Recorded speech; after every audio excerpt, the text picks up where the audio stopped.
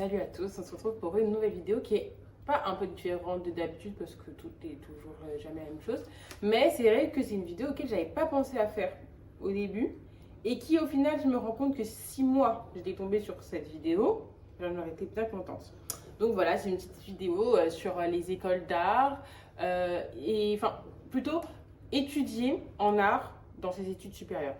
Le titre est chaotique, mais c'est ça l'idée, c'est parler des études d'art dans le supérieur. Parce que c'est vrai que on peut trouver plein d'informations, même dans les salons, etc. C'est des bonnes informations sur les écoles, mais après les écoles sont là pour se vendre. Et puis après, quand on cherche sur les réseaux, on peut trouver des petites astuces ou des conseils, mais c'est tellement rare ou c'est pas vraiment les réponses qu'on cherche. Donc c'est vrai que moi, là, j'ai envie de peut-être répondre aux questions que moi-même, quand je voulais rentrer en école d'art, je me posais et dont j'ai pas trouvé les réponses et qui au final, on les trouve après avoir fait ses études, enfin après avoir débuté ses études. Donc voilà, c'est parti. Donc c'est vrai que déjà, quand on est au lycée, enfin là je parle plus au lycée parce que quand tu es en prépa, le but de la prépa c'est de t'informer sur les écoles. Mais du coup, quand tu es au lycée et que tu veux faire des études d'art, t'as aucune information. Déjà, moi je sais que quand tu avais pas des salons, mais par exemple quand ton école organise des rencontres avec des anciens élèves, etc., il n'y avait jamais des étudiants en art, donc tu te retrouves un peu et les professeurs, j'ai l'impression qu'ils ne sont pas hyper renseignés. Donc c'est vrai que tu te retrouves à te dire, ok, je connais le nom des grandes écoles, sauf qu'on sait tous que les concours sont durs. Et puis après, la seule possibilité, c'est que tu apprends après, il y a des prépas à payer 10 000 balles, 7 000 balles. Sauf que parfois, on n'a pas tous les moyens. Donc voilà, donc c'est vrai que le plus souvent, je pense qu'on peut catégoriser en trois. On peut catégoriser les écoles, on va dire, en trois. On a d'un côté les DNMAD. Donc les DNMAD, c'est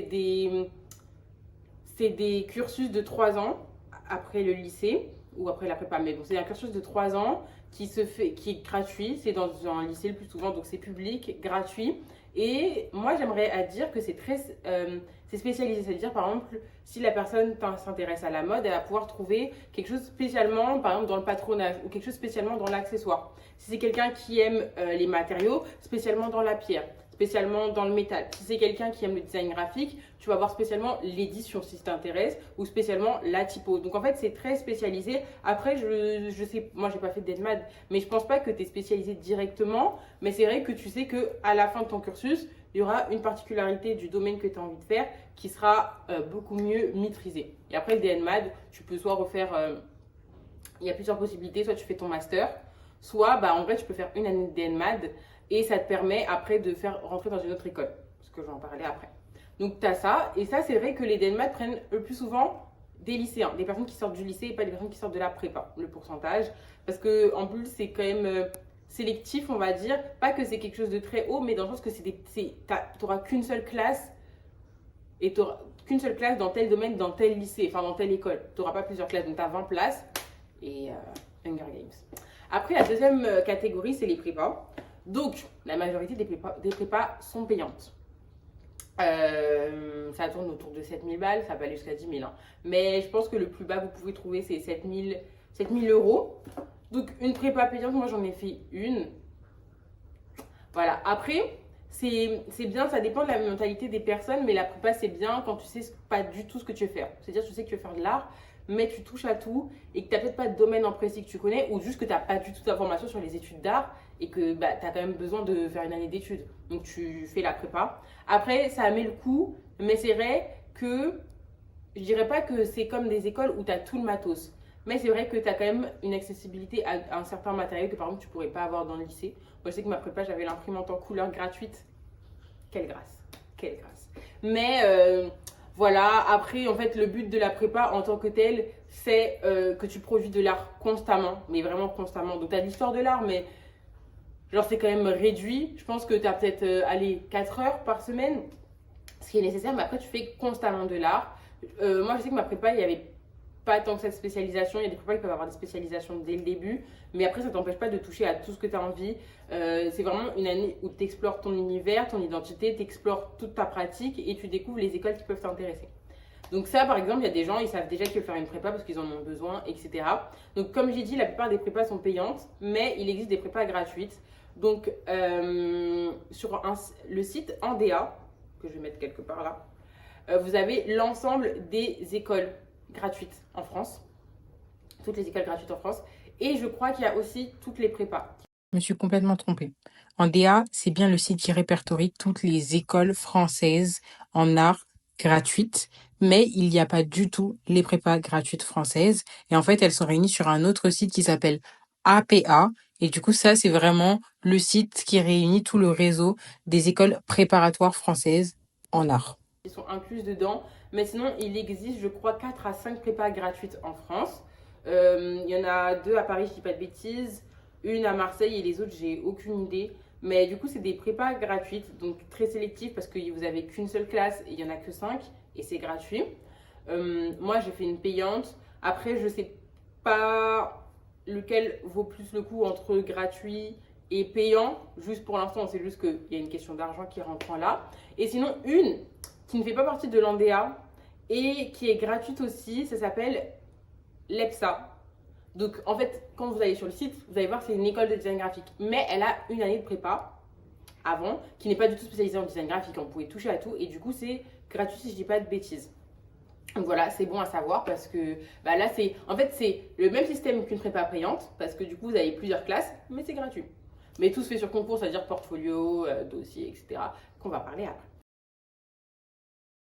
Et du coup, la dernière catégorie, c'est les grandes écoles d'art qui sont gratuites. Parce que la quatrième, ce serait les écoles d'art payantes, par exemple Lisa, etc., S-Mode, enfin toutes les écoles un peu spécialisées ou qui se spécialisent et qui sont payantes. Ça, c'est bien. Si tu as envie de faire ça, tu le fais, c'est payant. Mais c'est vrai que moi, par exemple, je privilégierais plus en master parce que vous avez de l'alternance. Du coup, vous ne payez pas vraiment. Enfin, vous ne payez pas vu que vous avez de l'alternance. Mais du coup, quand tu n'as pas les moyens et que tu veux faire une école d'art gratuite, c'est la troisième catégorie. Et en fait, le plus souvent, ce genre d'école d'art, il faut avoir fait une année de prépa ou une année d'école d'art avant. C'est vraiment, on peut vous prendre après le lycée pour certaines écoles. C'est très très rare parce que du coup, il faut avoir un très bon dossier, etc. Donc par exemple, je pense à l'ENSAD, je crois les Beaux-Arts aussi, où on peut vous prendre directement après le lycée. Mais c'est très rare. Mais ça veut pas dire qu'il faut pas tenter sa chance. Hein. Vraiment, allez au culot, vous n'avez rien à perdre. Mais du coup, après, le plus souvent, il faut faire une année de prépa. Ou sinon, vous faites une année de DNMAD. Vous faites votre année, vous faites plein de projets. Après, je pense que d'un certain côté, il faut quand même, vu que le DNMAD ne vous prépare pas à faire des entrées d'école, contrairement aux prépas, il faudra prendre du temps à côté pour vraiment préparer son école, faire des recherches, etc. Ou profiter pour construire un dossier vaste pour rentrer en école. Mais du coup, c'est bien. Les écoles, je pense, parfois, les grandes écoles comme ça, je pense qu'elles apprécient plus. Ou en tout cas, le pourcentage qu'ils acceptent le plus, c'est des gens qui ont déjà eu un parcours avant, artistique ou pas en vrai, hein, parce que vous pouvez sortir d'une école autre. Mais c'est vrai de voir que vous avez peut-être déjà eu un parcours ou que vous avez un dossier que vous avez déjà. Vous ne sortez pas directement du lycée, parfois ça rentre plus facilement. Et puis après, il y a d'autres écoles qui très clairement veulent que vous ayez fait une année d'art ou une année de prépa avant et qui vous le demandent. Enfin, par exemple, moi, c'est le cas de mon école. Après, elle est en Suisse. Mais je sais que quand vous allez en prépa, on ne vous parle pas que des écoles françaises, on vous parle des écoles du monde entier. Et du coup, la Belgique, c'est assez accessible. La Suisse aussi, c'est des écoles accessibles. Bien que la vie suisse est chère. Mais voilà, vous avez les Pays-Bas, l'Allemagne, Londres, mais ça c'est très très cher, c'est très très cher. Mais ouais, tous les pays collés à la France, il y a des bonnes écoles d'art et il y en a certaines qui demandent obligatoirement que vous ayez fait une année de prépa ou une année d'école d'art avant. Donc voilà. Après, ce qui je pense est intéressant de savoir, c'est comment se différencie une prépa d'une école. Enfin, dans un sens, par exemple, la prépa, comme le dit le titre, c'est que ça vous prépare à rentrer dans une école. Donc, je pourrais pas dire en tant que définition ce qui les différencie, mais moi je pense que c'est surtout en fonctionnement que j'ai vu la différence, c'est-à-dire qu'en prépa, le rythme est soutenu. Après, ça dépend comment la personne est, si elle est organisée. Pour moi, c'était soutenu, mais c'était pas non plus la mort. Mais c'est vrai que quand même, vous travaillez tout le temps. Mais quand vous aimez l'art, vous aimez l'art. Donc en soi, c'est pas vraiment du travail, mais vous êtes tout le temps en train de produire, vous êtes tout le temps en train de réfléchir, vous faites pas mal de concours parce que vous tentez vos chances et tout. Mais si vous avez de la bonne organisation, en vrai, ça passe comme de l'eau de source. Mais c'est vrai que vous produisez constamment, vous faites tout le temps de l'art. Après, ce qui est bien avec les prépas, c'est que vous avez une première partie où vous êtes très encadré, parce que comme ça, vous savez où vous allez, parce que vous n'avez pas tous les mêmes profils. Et après, au fil de l'année, quand on commence à préparer les concours, genre, je dirais novembre, là, c'est vos projets personnels. Donc, en fait, vous pouvez faire tout. C'est-à-dire vraiment, vous fermez pas, vous avez des... Enfin, si vous avez des choses on vous donne accès à plein de choses et si vous avez plein d'idées et que même si vous dites, bah ok, en fait je suis plus spécialisée par exemple mode, mais ça ne t'empêche pas de vouloir faire des éditions d'un côté, de vouloir faire des sculptures, faites tout. Vraiment, toutes les idées que vous aurez à ce moment-là, les fermez pas, produisez parce qu'en fait c'est vraiment l'année, the moment pour tout faire.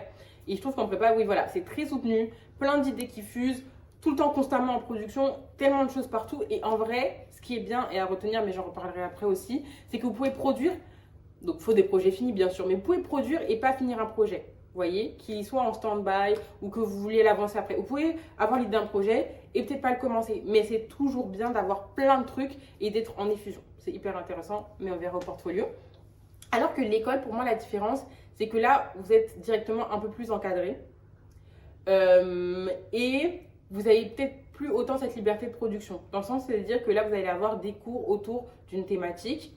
Alors qu'en prépa, c'est possible, mais en même temps, la thématique est juste pour décorer. Enfin, dans un sens, c'est juste pour donner un titre. Alors qu'en école, j'ai l'impression que c'est vraiment, vous allez faire travailler autour de telle, par exemple, matière ou tel sujet ou telle notion.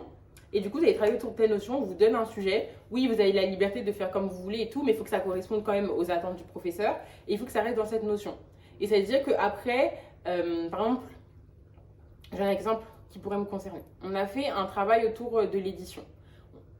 On devait travailler les formats d'édition et on avait un texte imposé. Donc, c'est-à-dire qu'on a vraiment le texte imposé, le format d'édition et des typologies différentes. Donc, ça veut dire qu'on est quand même obligé de se contrecarrer à ça. Alors que ça veut dire que, par exemple, moi, personnellement, si on m'avait dit on fait de l'édition, oui, on nous apprend les différentes typologies, mais en projet final, moi, je me serais dit, en fait, on peut choisir le livre qu'on veut, le texte qu'on veut, et s'amuser autant qu'on veut. Mais du coup, c'est vrai que moi, j'ai l'impression que c'est un peu plus encadré. Après, ça correspond à chaque personne. Il y a des personnes qui, par exemple, vont très très bien savoir gérer la prépa. Ils vont se dire, mais c'est ça, vraiment, c'est l'univers que j'aime. Et l'école, ça va être bien, mais bon, on pourrait s'en passer, en mon cas.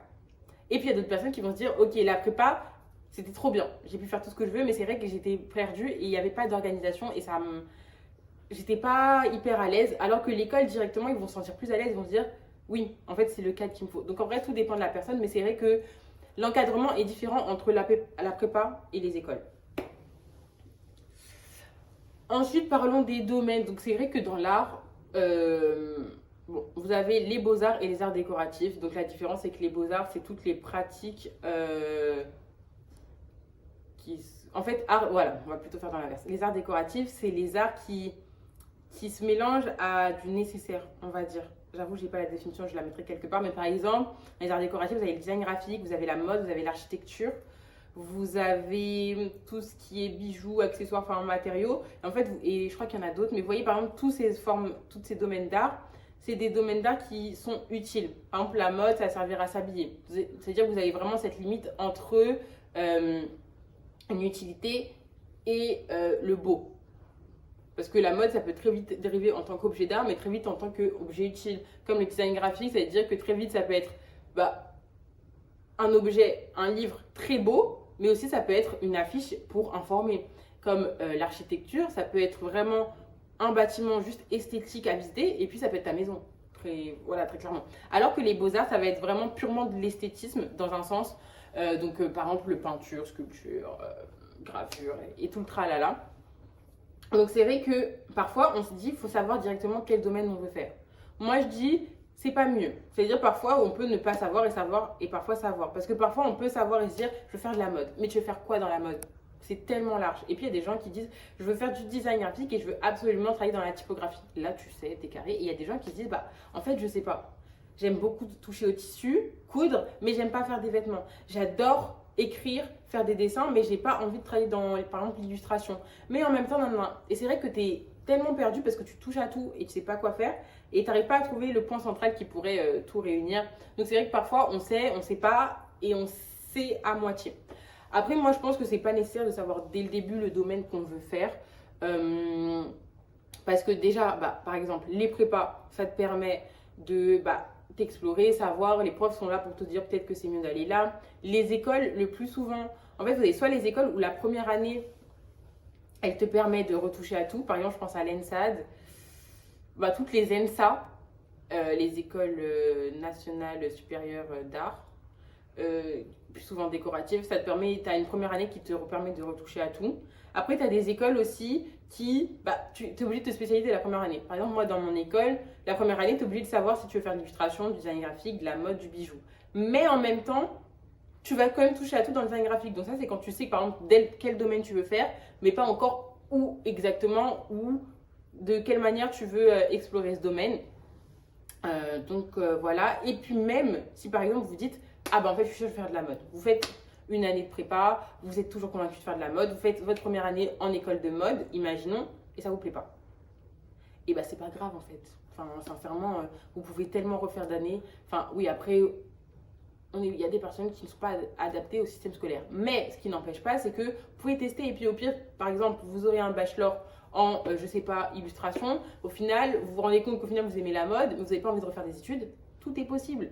Mais du coup, dans le sens, c'est-à-dire que si votre première année dans un domaine, vous vous rendez compte qu'au final, ça ne vous plaît pas, que vous voulez changer, c'est pas grave, vous pouvez, rien ne vous l'empêche. Après, c'est vrai que si vous avez pris une école payante, pas soyez sûr, parce que ça dépend des moyens des gens. Mais c'est vrai que même si vous vous rendez compte qu'en début d'année, la mode ne vous intéresse pas et que c'est une école payante, c'est pas grave, vous pouvez changer. Mais juste quand même, cette année-là, impliquez-vous parce que vous avez mis de l'argent, donc donnez votre âme. Mais en fait, c'est pas grave parce que ça vous fait quelque chose en plus dans le domaine que vous aurez après. Vous avez de la production, c'est nécessaire. Que ce soit pour les écoles ou pour votre vie professionnelle et future et pour votre carrière, on va dire, c'est nécessaire d'avoir de la production. Même si c'est pas dans le domaine que vous allez faire plus tard, ça montre que vous avez une ouverture.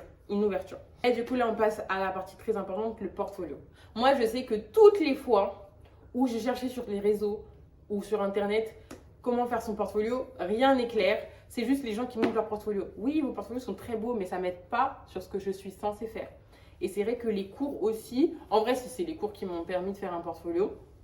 Donc, je vous donne des petits tips.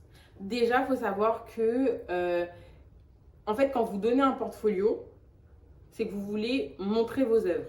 Donc, c'est vrai que moi, je dis ça alors que mon premier portfolio, il était chargé de fou. Mais c'est vrai qu'on a tendance à dire le portfolio, il faut qu'il soit beau, esthétique, qu'il montre notre univers. Donc, on va vouloir mettre des couleurs, des fonds de couleurs, plein de typos, plein d'images et tout. Non. Parce qu'en fait, le portfolio, c'est un support pour montrer ce que vous avez fait. Et le problème, c'est que le portfolio, c'est pouvoir voir à distance ce que vous avez fait sans montrer en vrai. Il faut que les personnes arrivent à voir vraiment tout l'ensemble de votre travail en 3 images top chrono. Parce que parfois, vous avez le droit qu'un portfolio à 10 pages. Et vous êtes là, parce que oui, il faut produire énormément, mais parfois, il faut savoir choisir qu'est-ce qu'on va mettre en avant. Et tout cela dépend des écoles. Mais ça, en vrai, enfin, ça se sait. C'est-à-dire que, par exemple, je vais faire telle école et telle école. Ok, 2 écoles, par exemple, je ne sais pas, d'architecture. Mais on arrive à voir un peu les subtilités entre chacune des écoles et on sait quel projet va peut-être plus plaire. Donc, voilà. Mais par exemple, pour un portfolio, imaginons, je sais pas, peut-être je vais essayer de faire défiler un des miens.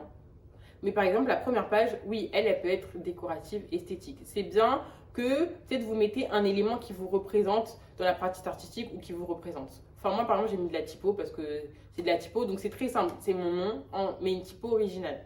Par exemple, si vous êtes une personne qui aime la mode et que vous vous intéressez, par exemple, beaucoup au textile, au motif du textile, mettez peut-être une image d'un textile que vous avez fait. Mettez peut-être une image d'une illustration d'un textile que vous avez fait. Vous voyez, il ne faut pas hésiter. Si par exemple c'est de l'architecture et que vous aimez l'exploration de matériaux, mettez par exemple peut-être une couverture, je ne sais pas, d'un matériau que vous avez expérimenté avec votre nom très simple. C'est bon, c'est bon. Voilà. Après, parfois vous pouvez vous permettre de faire un sommaire si vous avez la liberté, si vous avez la place. Faites un petit sommaire ou sinon un texte d'introduction qui vous présente. Mais en vrai, si vous ne le faites pas, c'est pas très grave. C'est toujours cool, mais c'est vrai que quand vous avez 10 pages, en fait, ça dépend de l'école. Si c'est une école très importante pour vous et que vous voulez vraiment donner le paquet, oui, faites-le. Enfin, dites-vous qu'il y aura une autre page qui va servir à vous présenter, à présenter votre univers, parce que c'est la première impression, il faut que vous envoyez, quoi. Après, vous mettez vos différents projets. Donc, en fonction des projets, il y a des projets qui peuvent prendre 2 pages, des projets 3 pages, des projets 1 page. Ça dépend du projet, de son importance, de pour vous, ce qu'il représente et ce qu'il y a à montrer. Il y a peut-être des projets aussi, vous le découpez, vous ne présentez qu'une seule partie parce qu'il est composé de plein d'éléments et il n'y en a qu'une seule qui est intéressante pour votre portfolio.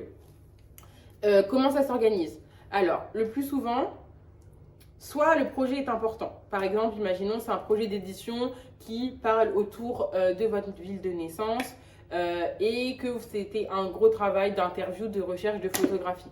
Ce que vous faites, c'est qu'il y a un titre. Donc là, le titre, c'est comme vous voulez, mais vous avez le titre et le corps de texte dans des projets gros comme ça, ou le titre et le corps de texte ont peut-être des typos différentes pour que ça catch.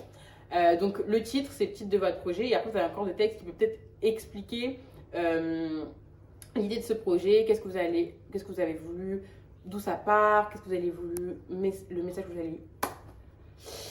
Pardon. Et donc, dans le corps de texte, vous mettez comment est née l'idée du projet, comment il s'est construit, quel est le message derrière tout ça, qu'est-ce que c'est pour vous, qu'est-ce que ça représente, etc. Et après, vous pouvez mettre des images. Donc, vous pouvez mettre des images, par exemple, pour un gros projet comme ça, vous pouvez mettre, par exemple, sur la première page de votre corps de texte, une image du projet fini, donc, par exemple, la couverture, et en tout petit, peut-être des images de quand vous avez fait de la production, des essais, s'il y a. S'il n'y a pas, c'est pas grave, vous n'êtes pas obligé. Et puis après, vous pouvez réserver une deuxième page où il y a encore 2 à 3 images grandes mises en valeur de votre projet sous d'autres angles et avec juste le sous-titre. Parce que dites-vous que c'est suffisant. Et sur fond blanc ou sur fond noir. Mais les fonds de couleur, en fait, il faut des fonds uniformes. Donc la couleur, c'est possible, mais parfois juste fond blanc, c'est bien. Fond noir, oui, mais juste fond blanc. Comme ça, vous avez les images, les gens, ils zooment, c'est mis en valeur. Et on sait que c'est que le projet qui est important, pas ce qui entoure. Donc ça, et par exemple, parfois des projets, c'est juste, vous mettez des extraits de carnet de dessin. Vous avez fait des affiches parce que c'est esthétique, parce que vous avez voulu kiffer, point. Vous mettez vos 2 affiches, boum, sur la même page. Allez, vous me cadrez bien, c'est bien mis, c'est droit. Le sous-titre, c'est fini, c'est suffisant. Parce qu'en fait, le portfolio, c'est comme je l'ai dit, mettre en valeur votre projet par l'image. Donc en fait, c'est l'image le plus important. C'est pas ce qui l'entoure, c'est pas l'ensemble, c'est juste l'image. Donc vous faites ça. Et du coup, dans votre portfolio, n'hésitez pas à vraiment mettre les projets qui sont le plus intéressants pour vous, qui vous tiennent le plus à cœur, mais qui en même temps correspondent à l'école. Donc il y a toute une subtilité à faire. Parfois, le corps de texte est nécessaire, parfois pas nécessaire. Et parfois aussi, ce qui est important, c'est que ayez des carnets de dessin. Je dis ça, je déteste dessiner, je n'aime pas ça. Mais c'est vrai que si vous avez des dessins qui traînent quelque part, mais parfois en fait vous ne vous rendez pas compte, mais vous pouvez dessiner, faire des croquis. En vrai, n'hésitez pas à vous trimballer un carnet si vous vous ennuyez. Ou parfois ça peut être de l'écrit ou n'importe quoi, ou même des esquisses de projet. Et par exemple, vous pouvez vous réserver 1 à 2 pages à la fin où c'est une appendice. C'est ça qu'on dit? Ouais, une appendice ou un index, ou pas un index, mais du surplus.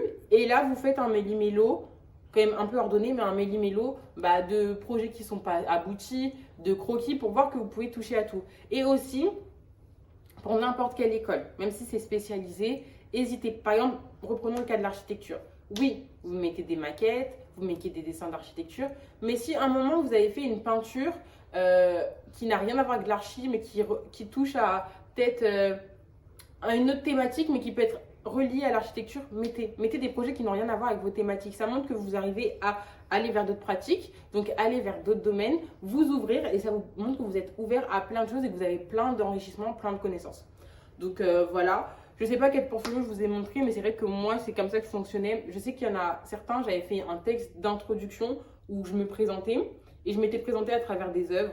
Donc j'avais choisi 4 ou 5 œuvres qui me représentaient, même si c'est compliqué. Mais ce n'est pas mes œuvres favoris, mes artistes favoris. C'était vraiment des personnes ou des projets ou des œuvres auxquelles je me sentais liée dans un sens, ou en tout cas je me reconnaissais dans ma pratique, pas spirituellement, juste dans ma pratique. Je me disais, en fait, je me retrouve dans tel artiste parce que moi aussi j'aime bien faire ça. Je me retrouve dans tel livre parce qu'en fait je me rends compte que c'est vraiment l'univers et c'est peut-être le début de comment c'est construit l'univers. Donc voilà.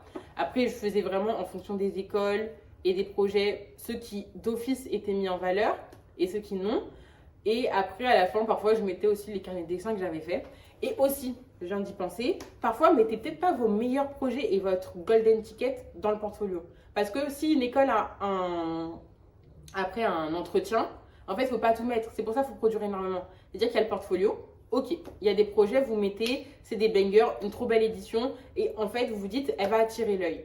Vous mettez d'autres projets qui sont beaux, peut-être 2-3 qui attirent l'œil, qui méritent d'être présentés aussi en papier, et d'autres qui sont juste présents, etc. Et vous avez votre golden ticket de projet, mais vous vous dites non. Vous tentez la chance, on vous prend en entretien. L'entretien, ce que vous faites, c'est que vous sortez les projets qui sont dans votre portfolio, ils peuvent voir en vrai. Vous parlez 2-3 minutes d'un ou deux projets de votre portfolio qui sont importants, par exemple l'édition Banger, vous en parlez, comme ça ils peuvent voir le travail, voir les détails. Et puis après, vous sortez votre masterpiece, votre golden ticket qui n'est pas dans le portfolio pour montrer que vous avez continué à produire. Que ce qu'il y a dans le portfolio, c'est pas tout votre travail, c'est que vous avez d'autres choses qui vous tiennent encore plus à cœur, qui sont plus impressionnantes, ou même d'autres choses futiles, et vous amenez et qui montrent que, en fait, vous avez plein de trucs. Moi, je sais qu'il y a des entretiens où, mon portfolio, c'était un quart de ce que j'avais, et je ramenais tout, et au final, on parlait de plein de choses, on n'avait pas le temps de tout voir, mais ils pouvaient se balader et toucher. Et du coup, c'est hyper, hyper important.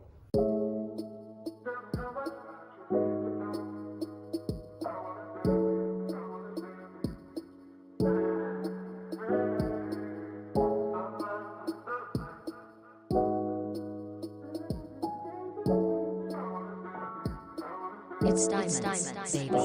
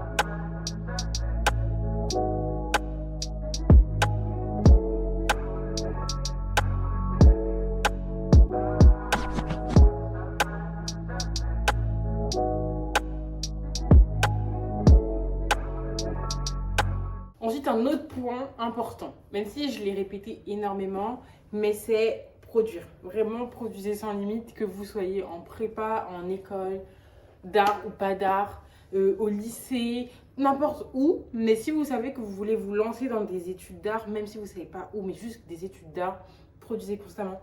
Même la chose la plus futile. C'est-à-dire que même quand vous n'avez pas de matériaux tant que tel, par exemple là je pense au lycée, par exemple vous n'avez pas accès tout le temps, enfin vous n'avez pas d'imprimante chez vous, si le lycée ne vous permet pas d'imprimer, que ce soit gratuitement ou en payant, si vous n'avez pas tous les moyens que peut vous offrir par exemple un moment une école, ou que vous êtes, voilà, comme j'ai dit, que vous soyez en école ou pas en école, produisez quand même n'importe quoi. Ça peut être vraiment des trucs faits à l'arrache, parce qu'en fait déjà ça peut vous servir à vous. C'est des tests, c'est de l'expérimentation. Ça peut être un projet que vous êtes fier, vous dites oui, je sais qu'il n'est pas bon, c'est pas ça que je veux, mais vous avez testé. Du coup, quand vous pourrez faire le vrai objet final, le vrai projet final, vous aurez déjà fait, on va dire, un peu tester tous les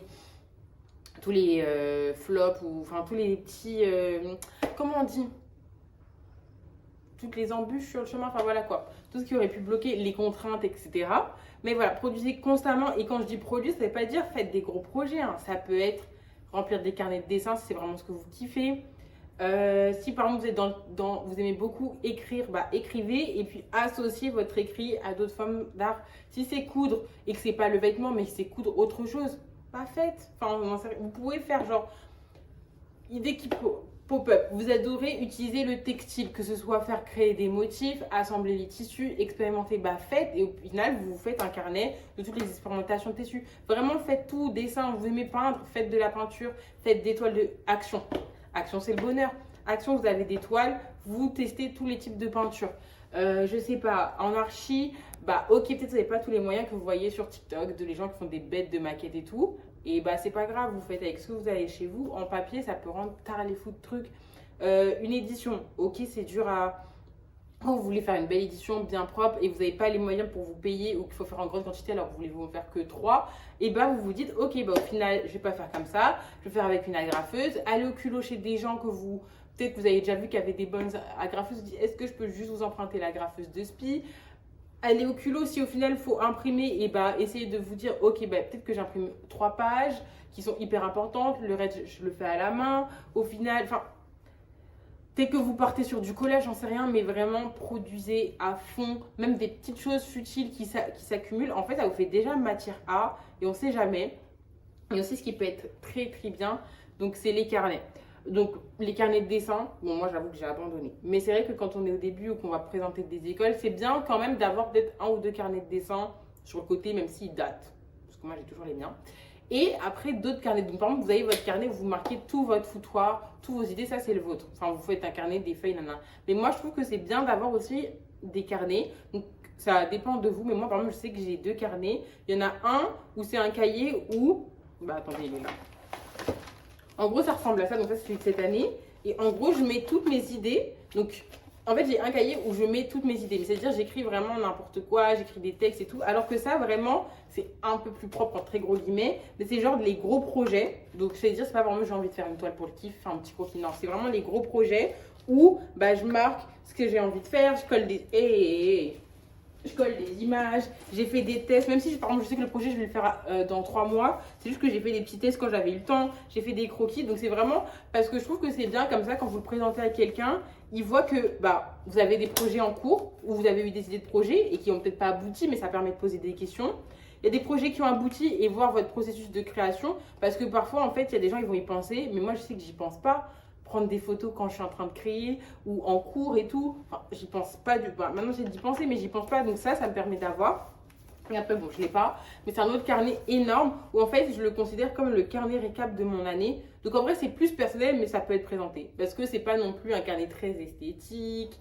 Je colorie au feutre. Je fais au crayon, je mets du Tipex quand c'est faux, mais j'essaye quand même que ça soit propre. Mais genre, je découpe pas, je cadre pas au millimètre près. Mais en fait, c'est un cahier où je mets par exemple toutes les expos que j'ai faites, des projets, des livres ou des films ou des artistes que j'ai découverts ou qui pour moi sont importants pour cette année ou qui ont eu un impact dans des projets ou les projets que j'ai pu finir. C'est-à-dire que j'ai fait une affiche juste esthétique, je l'imprime en A4, je la colle dans le cahier. Au moins, genre, j'ai une trace parce qu'on sait jamais, le projet peut disparaître. Ton école veut la garder alors que tu aimerais bien l'avoir, mais au moins, tu as un projet.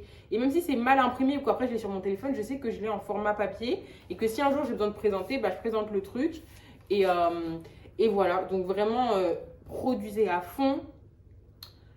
À la manière de comment vous êtes, comment vous organisez, comment vous préférez, ayez des archives du contenu, que ce soit sur internet, enfin images, papier, imprimé, pas imprimé, que vous avez des croquis, que ça traîne partout, mettez dans une pochette, on s'en fiche, ça marche. Donc ça vraiment hyper important, genre c'est vrai, je pense que c'est le message à garder le plus important de la vidéo. Sinon, comment créer son réseau? Pas comment créer son réseau parce que c'est un mauvais titre, mais c'est comment en fait ne pas que se cantonner à l'école d'art. Parce que de mon point de vue, les études d'art c'est très bien, ça te permet d'obtenir un diplôme, ça t'offre un cadre où on t'offre une accessibilité. Pour certaines personnes, c'est vraiment le cadre nécessaire parce qu'en fait tu apprends plein de choses. Mais c'est vrai que moi je pense qu'il ne faut pas que se cantonner à ça, surtout en France et à Paris. Non. J'ai l'impression qu'on est dans une société où encore aujourd'hui, même, et on le voit, hein, même parfois sans études, les gens vont réussir ou vont réussir à... L'art, ça marche sur de la visibilité. En tout cas, pas mal de comment toi t'imagines. Si par exemple, tu sais que tu veux travailler en cabinet, dans une entreprise et tout, oui, bah, tu fais les études et c'est fait. Mais par exemple, quand tu veux avoir ce truc un peu de freelance, de, bah ok, t'es dans un domaine, mais t'as envie de voir ça et t'as envie de peut-être évoluer dans une sphère qui est peut-être plus libre ou moins encadré, ça marche sur la visibilité et sur, on va dire, un peu la notoriété. Et c'est vrai que parfois, en fait, c'est pas les études qui font ça. Oui, les études peuvent donner un coup de pouce et c'est le SAS pour pouvoir créer, produire et évoluer, mais pas que. Et pour moi, je trouve que c'est hyper important de faire plein d'autres choses à côté. Je parle pas de produire, hein. Mais bon, déjà, la base, c'est-à-dire aller faire des expos. Donc ça, c'est logique, mais aller à des événements. Après, ça dépend ce qui vous plaît, mais dès que vous trouvez, et c'est facile sur les réseaux, en tout cas à Paris, quand quelque chose vous plaît, vous pouvez très vite trouver. Quand quelque chose vous plaît et qu'il y a des événements, faut y aller, faut pas hésiter. En fait, c'est le moment, faut pas dire non. Le plus souvent, c'est gratuit, le plus souvent, on vous offre des opportunités, le plus souvent, à chaque événement, vous rencontrez des gens. Même quand vous êtes timide, vous rencontrez des gens. Et ça vous fait, soit vous rencontrez des très bonnes personnes, qui vont rester des contacts, des gens que vous suivez de loin, mais qu'en fait, un jour, vous vous dites, bah oui, trop bien, vous pouvez avoir une idée, un projet à évoluer en commun. Et puis des gens, ça devient des très, très bons amis. En fait, ça vous permet de rencontrer des gens dans plein de cercles, plein de milieux. Et du coup, en fait, très souvent tout est lié. Donc en fait, au final, vous vous rendez compte qu'un tel connaît un tel qui connaît de loin un tel, nanana. Mais en même temps, ça vous permet aussi de dire, bah, vous avez des inspirations de partout. Donc les expos, donc ça vous faites solo, enfin c'est plus solo, hein, voilà. Les événements, que ce soit des événements pour rencontrer des gens, des événements où c'est des ateliers, des événements où au final, c'est peut-être pas un événement où vous allez créer, vous allez mais c'est des événements où vous savez que vous allez rencontrer des personnes créatives et des personnes du milieu dans lequel vous voulez évoluer. Donc, il faut vraiment pas hésiter tout le temps s'ouvrir. Et même quand c'est quelque chose qui vous intéresse de loin, par exemple, imaginons, vous voulez travailler dans la musique, mais pas dans la musique. Et que, je sais pas, vous voulez évoluer dans de la scénographie musicale, ok? Mais qu'au final, vous trouvez un événement où c'est sur le son, mais ça travaille sur comment créer une prod ou une bande sonore ou j'en sais rien. Ça n'a rien à voir. Scénographie, archi et du son. Et que au final, vous dites, mais en vrai, ça peut être intéressant. Je découvre un aspect du domaine dans lequel j'ai envie d'évoluer que je sais que je toucherai peut-être pas. Mais au moins, j'arrive à peut-être comprendre le point de vue ou comprendre comment travaillent d'autres personnes qui, dans l'avenir, avec qui j'évoluerai. Bah, allez-y. Au final, vous allez peut-être rencontrer des personnes qui sont dans le même cas que vous, rencontrer d'autres personnes avec qui vous pouvez évoluer parce que vous voulez évoluer dans le même domaine, mais chacun différemment, mais du coup, vous créez un même contact. Enfin, vraiment, sortez. En plus, je vous dis, c'est tellement bien. Même si vous êtes casanier, il faut sortir. Après, c'est vrai que parfois, il y en a beaucoup. Après, vous faites des choix. Vous savez absolument ce que vous voulez faire. Mais vraiment, il faut sortir les événements, vous rencontrez des personnes, ça vous fait des contacts, ça vous fait... Et en fait, même au-delà, ça vous fait des contacts, ça vous fait découvrir d'autres horizons dans un certain sens, enfin découvrir d'autres, vous ouvrir sur le monde. Et en même temps, ça vous permet de découvrir d'autres pratiques ou même des contacts, des lieux, des adresses qui sont juste super intéressants pour vous dans le futur ou au moment où vous cherchez. Donc, c'est hyper utile. Et donc, pour finir, je vous donne une sorte de petit panel d'adresses. Mais avant, j'avoue, j'ai peut-être pas donné toutes les infos parce que du coup, moi, je suis en design graphique, en communication visuelle. Donc, ça veut dire que en mode... J'ai pas du tout le nom de toutes les écoles gratuites. En architecture non plus, j'ai pas du tout peut-être toute l'accessibilité de savoir c'est quoi les mieux écoles, comment y accéder, lesquelles sont gratuites, lesquelles sont pas gratuites, lesquelles sont les meilleures. Enfin bon, sur internet vous savez très vite quelles sont les meilleures, mais en termes d'accessibilité, à part savoir que le plus souvent, quand c'est plus sélectif, plus vous avez envoyé un portfolio avec une lettre de motivation ou une vidéo, puis ensuite vous avez l'entretien, parfois vous avez des épreuves écrites, de culture G, de texte et tout. C'est très simple, hein. Sincèrement, vraiment, c'est très simple. Mais c'est vrai que par exemple, en fonction des domaines, je ne pourrais pas vous dire quelles sont les meilleures écoles. Après, j'ai pu vous dire les DNMAT, voilà, les écoles d'art, comment ça fonctionne un peu, la différence avec les prépas. Et même en design graphique, j'avoue, je ne suis pas très calée, hein. Donc, je ne pourrais pas vous aider. Mais au moins, j'espère que c'était utile. Et du coup, là, je me dis, pour finir, je vous donne des petites adresses ou des lieux ou des comptes Insta, enfin des réseaux qui peuvent être utiles pour rencontrer des gens, acheter du matériel pas cher, etc. Donc déjà, si vous voulez acheter du matériel d'art, Action. Moi je dis Action, ok, j'avoue la peinture n'est pas la meilleure qualité, mais les toiles c'est pas cher. Vous trouvez tout et n'importe quoi. Du fil, du pistolet à colle, des ciseaux, même la peinture en vrai, vous trouvez du matériel pour créer énorme. Vous voulez faire du verre, vous achetez du verre chez Action, c'est tellement peu cher. Action. Ensuite, vous avez Cultura aussi, en vrai j'avoue c'est pas mal Cultura, mais Action pour le pas cher. Un autre magasin spécialisé d'art qui est pas mal, ça s'appelle Le Géant des Beaux-Arts. Donc je sais qu'il y en a 2 à Paris, et ça c'est bien. En vrai, je pense que les gammes de prix sont comme Cultura, mais ce qui est bien, c'est que quand vous êtes étudiant, vous avez moins 25% sur tout ce que vous achetez. Donc, ça veut dire vous achetez de la peinture, elle a moins 25%, la deuxième aussi, nanana. Donc, c'est trop bien. Vous avez des réductions et en vrai, moins 25%, c'est pas mal. Là-bas, les peintures sont très très bien. Enfin, c'est du matos d'art, hein. Les feuilles, le papier calque, la peinture et tout. Les toiles aussi, mais moi, je vous dis, les toiles d'Action sont... Le rapport qualité-prix est excellent, vraiment excellent. Chez vous, c'est le meilleur magasin. Prenez tout.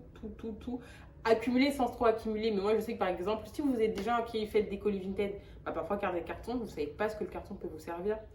Après, profitez-en. Parfois sur Amazon aussi, c'est bien. Enfin, par exemple, moi, je sais que je me suis acheté une colle à livre. Une colle à livre, c'est 8 balles. C'est 8 balles, mais ça vous permet de faire des éditions reliées, collées. Qu'est-ce qu'il y a d'autre? Vinted pour acheter des postcards. C'est pas mal. Je sais que tous mes postcards viennent de Vinted. J'essaie de regarder un peu. Voilà, après du fil, des perles, etc. Un autre magasin c'est pas un magasin, je crois que c'est plus une coopérative, mais qui est hyper bien. Ça s'appelle la Réserve des Arts. Donc c'est une sorte de coopérative qui a 2 magasins dans Paris et un à Marseille, si je dis pas de bêtises. Donc il y en a un, c'est un big entrepôt à Pantin et il y en a un, c'est un plus petit magasin dans Paris, près de Malakoff. Donc j'ai aucune idée où c'est, mais je crois que c'est dans le sud. Et du coup, ça, vous pouvez y accéder quand vous êtes étudiant en art, travaillez dans le milieu de l'art, etc. Donc il faut voir les modalités. Je crois que vous payez 8 € l'adhésion à l'année ou rien si vous êtes étudiant, mais il faut regarder, je ne suis plus très sûre. Mais en tout cas, là-bas, vous avez full up de matériaux. Mais quand je dis matériaux, ça veut dire que vous avez des tissus, des rouleaux de tissus. Par exemple, marché Saint-Pierre, c'est trop bien. C'est pas cher, même sur TikTok, quand vous cherchez des tissus, boutique de tissus pas cher, il y en a une dans le 11e près de République. Petit magasin, mais vraiment, vraiment très bien, pas très cher. Mais là-bas, c'est vrai que moi, je sais que j'ai acheté du tissu élastique, pas cher. En fait, ça dépend ce que vous voulez, mais vous pouvez trouver des classeurs, des boutons, des parpaings, des grandes vitres en verre, du polystyrène, des boutons et tout. Donc c'est vrai que c'est peut-être plus axé matériaux, des matériaux tech, mais c'est quand même utile. À quoi je pense? Après, en vrai, même AliExpress, par exemple, moi je sais que je me suis acheté du papier autocollant, on ne sait jamais, hein. Ça peut servir, ça dépend de ce que vous voulez faire, le tissu, même utiliser les matériaux les plus basiques. Un sac Ikea, ça peut vous servir. Oui, je regarde tout ce qui m'entoure, mais un sac Ikea, ça peut vous servir. Du sac poubelle, des vêtements anciens qui sont troués et tout. En vrai, peut-être les jetez pas, on ne sait jamais à quoi ça peut vous servir. De l'argile à Cultura, l'argile qualité-prix de fou zinzin. 10 kilos, 10 kilos, c'est 6 balles. Et 10 kilos, c'est énorme. Donc 10 kilos, vous achetez le petit kit qui vous permet de faire qui a des outils là, un tout petit kit, je sais pas, j'avais ça chez moi, je sais pas comment, voilà. Et bah ça sert. Voilà. Après, si votre école a des ouvertures, a l'accessibilité pour certains matériaux, faut pas hésiter, hein. Si vous avez payé, mais gratter en fait, vous avez payé pour l'imprimante gratuite, et bah faut pas hésiter, faites tous les projets que vous voulez imprimer. Ils vous donnent accès à de la lino ou accès à de la céramique, bah on n'hésite pas, on y go. Donc voilà ce que j'ai le plus. Et même genre quand je vous dis vraiment les matériaux les plus lambda, des cheveux, des sacs Ikea, des sacs poubelles, des coussins qui sont troués que vos parents veulent jeter par exemple, on prend. Des livres qui sont anciens, bah, on s'en fout, le livre peut vous servir pour n'importe quoi, vous faire une surface, etc. Donc ça marche. Donc ça c'est au niveau des boutiques, si j'ai pas oublié. Ensuite au niveau des écoles, comme j'ai pu le dire, il y a Andea, donc ça c'est un site qui est le réseau de toutes les écoles publiques en France, donc dans toute la France. Toutes les écoles, je crois qu'il y a les prépas, parce que je crois que les prépas ne sont pas sur Parcoursup, si je dis pas de bêtises, à part peut-être les prépas gratuites, mais je suis plus trop sûre, j'avoue, je suis plus trop sûre. Ensuite, les écoles qui sont EPSA pour la prépa gratuite. EPSA aussi, c'est de la communication visuelle. J'avoue, j'ai pas tout, hein. Mais je crois qu'il y a l'IFM, c'est une bonne école de mode, mais c'est très cher, c'est payant. Mais je crois qu'il y a un cursus CAP qui n'est pas payant en alternance. Moi, je trouve que l'alternance, c'est pas mal. Après, il y a des gens qui diront qu'en art, c'est pas nécessaire l'alternance, mais si, parce qu'en fait, dans des écoles et des prépas, on vous forme à créer, à produire, vous créez votre propre univers. Mais ça n'a rien à voir à être inscrit à rentrer dans la vie professionnelle. C'est-à-dire, vous travaillez peut-être pas en ayant des mandats, en vous disant on aimerait telle commande, parce que peut-être que voilà, vous travaillez en studio, donc c'est clair que là vous allez avoir que des commandes et vous cantonnez dans un sens à ce que le client veut. Mais ça, si vous ne faites pas de stage, vous ne faites pas de l'alternance ou voilà, des trucs comme ça, vous n'allez pas apprendre. Et puis même si vous décidez que vous voulez faire de la freelance et que vous avez des clients, mais qu'il y a une adaptation entre votre univers et ce qu'il veut, il faut quand même avoir cet essai-là. Donc tentez aussi au culot. Continuons. Les réseaux, produire, se dire ok, j'ai fait quelque chose, j'ai fait un projet, une édition, des peintures, les gens ça leur plaît. Et que vous vous dites je peux faire ça et tenter de vendre, qu'est-ce qui vous empêche? Après, ça ne veut pas dire qu'il faut non plus vous ruiner pour produire, mais dites-vous que why not tenter de vendre. Si ça marche, ça marche. Et si ça marche pas, c'est pas grave, vous avez plein de projets qui à montrer. Les réseaux, faut pas hésiter parce que en fait, maintenant, travailler dans l'art, c'est aussi votre portfolio. Le premier portfolio, c'est vos réseaux sociaux. Quand vous voulez attirer quelqu'un qui n'est pas de l'école et que quelqu'un tombe sur vous, c'est les réseaux sociaux. Que ce soit avoir un compte art, que ce soit avoir un compte TikTok qui tourne autour de l'art, que vous ayez des stories autour de l'art, que vous ayez créé votre site web, que vous ayez une chaîne YouTube qui est axée autour de tout ce qui vous plaît et donc vos projets en art. Ça peut être tout mais il ne faut pas hésiter. De toute façon, vous n'avez rien à perdre à part du temps, mais le temps est nécessaire. Bah, de toute façon, si on part dans l'optique qu'on perd du temps, ça sert à rien. C'est bête parce que c'est-à-dire tout est une perte de temps. Donc vraiment, vous perdez rien et vous avez tout à gagner. Donc allez au culot, allez au culot. Après, il faut quand même se dire que ce que vous faites, il faut que ça reste dans l'optique et dans la lignée de votre univers et de comment vous voulez qu'on vous soyez perçu pendant tout votre truc. Après, faites ce que vous voulez. Ensuite, pour pouvoir aller aux événements, alors moi, je trouve qu'un compte Insta qui est trop bien et qui présente les événements qu'il y a chaque semaine et le week-end, ça s'appelle Paris Next Door. Donc c'est vraiment bien, en tout cas c'est pour Paris. Ensuite, le Media Yard, qui a leur association Yard School. Du coup, c'est des journées autour d'une thématique et vraiment sincèrement des journées incroyables. C'est-à-dire que vous rencontrez des intervenants dans une thématique qui vous plaît ou la thématique du jour. Donc par exemple, vous pouvez avoir le sound design, vous pouvez avoir l'illustration, vous pouvez avoir l'artisanat, la mode, le sport, la nourriture. Donc vous rencontrez des intervenants sur ça qui viennent vous parler de leur parcours, avec qui vous pouvez discuter. Vous avez des workshops, donc vous testez, vous expérimentez, vous créez quelque chose et vous rencontrez des jeunes qui sont comme vous. Donc en fait, c'est que du gain et tout est gratuit. Ensuite, tous les médias que vous suivez ou toutes les personnes créatives, même les plus petits comptes ou des trucs qui sont des associations, des espaces créatifs, suivez parce qu'un jour ils vont créer un événement et vous allez y aller, vous allez rencontrer des gens. Donc vraiment, n'importe quelle personne, même si c'est une personne créative, au final vous allez vous rendre compte qu'elle connaît telle personne qui est le créateur ou celui qui gère tel média ou tel espace créatif qui crée tel événement. Bah, let's go. Et vous rencontrez des gens, vous faites des contacts, vous pouvez présenter ce que vous faites.